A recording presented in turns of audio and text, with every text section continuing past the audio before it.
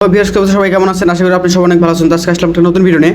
আজকে ভিডিওটা মূলত আপনি যারা ফেসবুক ইউজ করেন, ফেসবুকে কিন্তু অনেক সময় আপনি যে কন্টেন্টগুলো ছাড়ছেন বা আপনার প্রোফাইল বা পেজে আপনি যে ফটো ভিডিও যেগুলো ছাড়ছেন এগুলো ডিলিট করার অনেক সময় প্রয়োজন পড়ে। ঠিক আছে, বিভিন্ন কারণে আপনি ডিলিট করতে পারেন। তো সেক্ষেত্রে আপনি যখন ডিলিট করতে যান সেক্ষেত্রে কিন্তু আপনার ডিলিট অপশনটা ওইভাবে খুঁজে পান না। আপনার কিন্তু মুভ টু ট্রাস্ট এই অপশনটাতে সিলেক্ট করেন এবং এখান থেকে কিন্তু রিমুভ করে দেন। আসলে এটা কিন্তু পার্মানেন্টভাবে ডিলিট হয় না।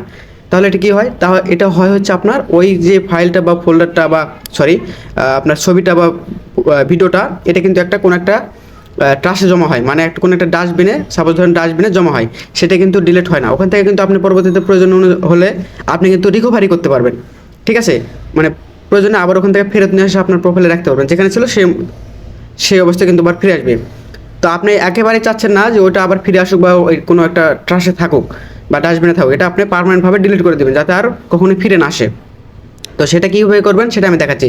পাশাপাশি আমি এটাও দেখাবো যে আপনি ওই মুভ করার পরে প্রয়োজন হলে আপনি আবার ওটা রিকভারি করে কীভাবে নিয়ে আসবেন, এটাও আমি দেখাচ্ছি। একই প্রসেস বাট একটু ভিন্ন আর কি। তো সম্পূর্ণ ভিডিওটা দেখবেন, তাহলে কিন্তু আশা করি আপনারা এটা সকলেই পারবেন। তো ভিডিওটি না টেনে অবশ্যই দেখবেন। তো প্রথমে আমি চলে যাচ্ছি ফেসবুকে। তো ফেসবুকে আসার পরে আমি অলরেডি এটা ওপেন করে রাখছি। দেখেন যে সাপোজ ধরেন আমি এই ভিডিওটা শেয়ার করে রাখছিলাম, আমি এখন এটা চাচ্ছি না যে আমার প্রোফাইলে থাকুক। ঠিক আছে, তো তার জন্য আমি কী করব, এখানে যে 3 ডট অপশন আছে এখানে জাস্ট ট্যাপ করব। এখানে ট্যাপ করলেই আপনাদের সামনে এরকম অনেকগুলো অপশন চলে আসবে। তো এখানে দেখুন একটা অপশন আছে, সেটা হলো যে এই যে মুভ টু টাস্ক। এখানে কিন্তু কোনো ডিলিটের অপশন নাই, আপনি কিন্তু এখানে কোনো ডিলিট খুঁজে পাবেন না। ঠিক আছে, এটা কিন্তু এই যে একটা অপশন আছে, সেটা হচ্ছে মুভ টু টাস্ক। তো এখানে যখন আপনি ট্যাপ করেন আপনি মনে করেন যে আপনার এটা ডিলিট হয়ে গেছে। তো দেখেন আমি যদি অলরেডি এটা করছি, মানে এটা ক্র্যাশে এখনও আছে। তো আমি যদি এটা রিলোড দিই তাহলে কিন্তু থাকবে না। ঠিক আছে, আর আপনি একটু দেখে রাখেন, এটা কিন্তু আপনার যে একটা ইউটিউবের একটা ভিডিও, ঘুরে এলাম বলিহার রাজবাড়ি থেকে। তো এই ভিডিওটা এটা কিন্তু অলরেডি ডিলিট হয়ে গেছে, ট্রাশের জন্য এটা মানে ক্র্যাশ হয়ে আছে ফাইলগুলো, এই জন্য দেখাচ্ছে না।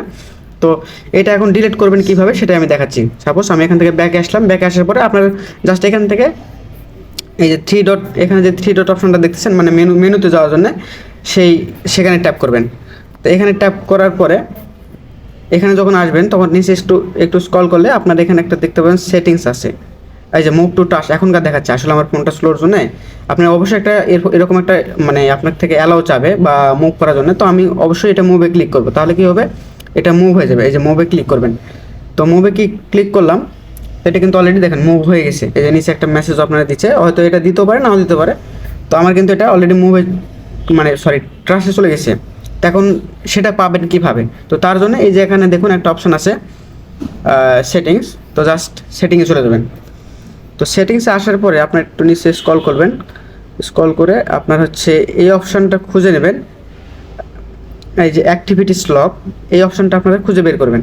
তো এটা খুঁজে বের করার পরে এখানে ট্যাপ করবেন। এখানে ট্যাপ করলে আপনাদের সামনে এই যেখানে দেখতে পাচ্ছেন ট্রাস্ট নামের একটা অপশান আছে, জাস্ট এখানে প্রেস করবেন।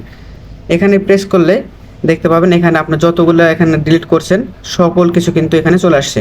তো আমি রিসেন্টলি যেটা করলাম সেটা হলো 29 দিন লেফট। আমি এটাই করছি লাস্ট। এই যে দেখেন আজকে হচ্ছে আমার 4 তারিখ, 4 অক্টোবর 24। তো এই যে দেখুন 4 অক্টোবর 24, এই যে জাস্ট আমি যেটা শেয়ার লিঙ্ক ডিলিট করলাম সেটা, মানে আমার কিন্তু ওটা একটা ইউটিউবের ভিডিও শেয়ার করা ছিল, আপনারা দেখছেন।